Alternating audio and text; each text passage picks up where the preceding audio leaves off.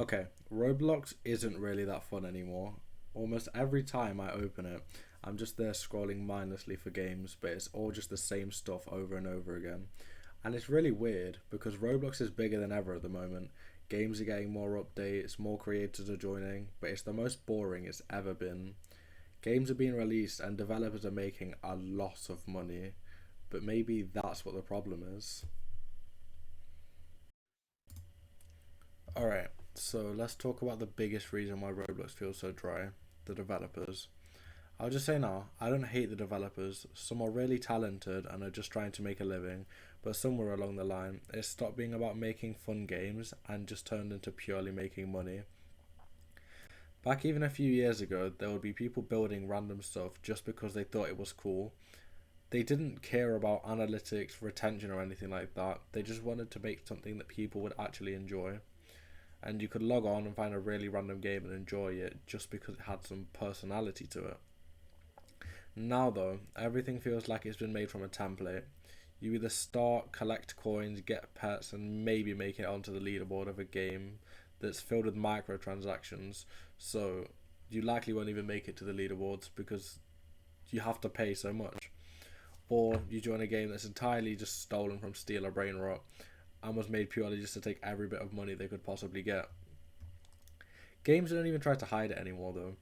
They make you feel like you're making so much progress at the start, and then you hit a roadblock where you can't make any more progress at all. And by that point, you've already spent hours on it, or you've wasted more Robux than you realised because they make the products really cheap. So you just keep buying them and buying them until you realise you've spent hundreds or thousands just when you thought you were spending maybe like 800. And that's exactly what the developers want because they get a lot of money and you don't even realise you're spending it. If one game does something well, then there's countless other developers that just leech off it and make their own versions of other people's games just so they can get an easy way of a bit of extra money. But it works so well, which is why they do it. Instead of trying new ideas, the developers are just looking for whatever will make them money and have no creativity at all. You'll see several games drop per week that are all just reskins of the last one with slightly different icons, names, pets, and effects, but they just attract players because they appear to be different, but they're really just the same. And that's what the problem is. Creativity isn't what makes you rich on Roblox, it's what the retention you get is. The algorithm only rewards games that keep people online the longest, not games that are unique or risky or just new.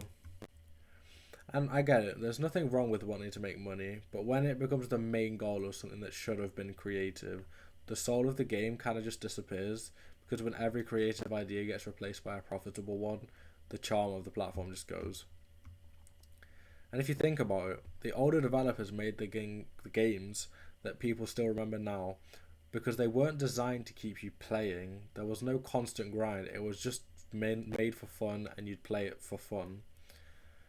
And it's the same with a lot of mobile games. They don't want to make it good. They just want to make it addicting so they can get some money, and that's what happens with Roblox, and the game we used to enjoy just became so lifeless. Another really big reason for Roblox becoming unenjoyable is because of admin abuse.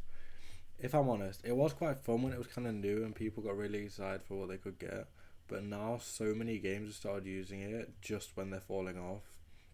If you don't know what it is, basically every week, it's usually on a Saturday for most games, a developer will do an admin abuse where they just give out free stuff and there's like custom events happening and it really gets their player counts up.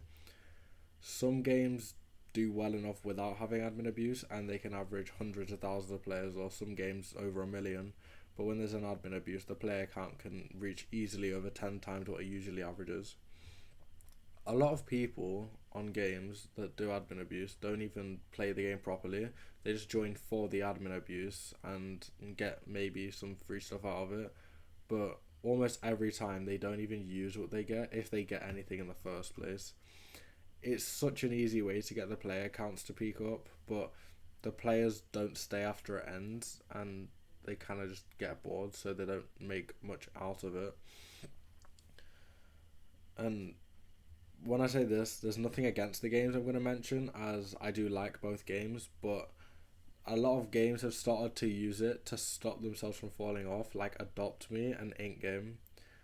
I was actually quite disappointed to see both of these games using admin abuse, if I'm honest, as they're games with little to offer in an admin abuse, like Ink Game and Adopt Me. I mean, they can offer a lot, but they won't. And people can never be happy with the admin abuse, because if it's really good one week, then people are going to keep looking up to that standard and expect it to be good every week, and then when it's not, they're going to become unhappy. If it's not good one week, people aren't going to be interested. If a game doesn't give out free pets, people get annoyed that they don't get a lot out of it, and if they do give out free pets, then they become worthless since everyone has them. And most people aren't really having fun. They think they might be, but they don't actually enjoy it. They're just there to pass time, and they don't get anything out of it. You've grown up. When you were younger, anything was fun, and things didn't need to be good, they just had to be new. And after years of playing, you can't really get that spark back. And now we pick up on the games that are cash grabs more easily. You see, back then, the small things felt so accomplishing, like even unlocking a new area in a clicker game. But now there's so much more to do in just life that things that used to seem so big become so small. Really, it's normal though. You can't stay excited over the same things forever. Roblox didn't grow up with us, it stayed behind and we left. Then eventually there's going to be the same repeat for the current people who are addicted, and it's likely to go on like that over and over until Roblox eventually dies out, if it does. But it's definitely the most painful reason, but it's the most true. And it's not entirely the game's fault, because it's not that they've gotten worse, it's just that we've grown out of them. Okay, I just want to add a little outro, because yeah, I think I need a little outro. Basically, I don't have a lot of time to make this video since my Suicide of Wacky Strategy video was gonna come out today, but I had nowhere near enough time because I've got like nearly 20 hours of footage, so that'll probably be in like 2 weeks. And yeah, so I'm sorry this video quality is like really bad, as in it's not very entertaining at all, and it's my first ever commentary. Um, so it's probably really obvious that a lot of this is coming from a script that I wrote. But yeah, I guess I'll get better over time. My sit out of back strategy video should be a lot more interesting than this, and I feel like this video is a really good idea, but I just executed it really, really badly. Yeah, please stick around, and uh hopefully you enjoyed.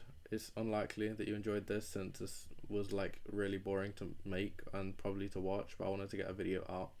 So yeah, hopefully you enjoyed, and I hope you enjoy my next videos. So bye. Thank you for watching.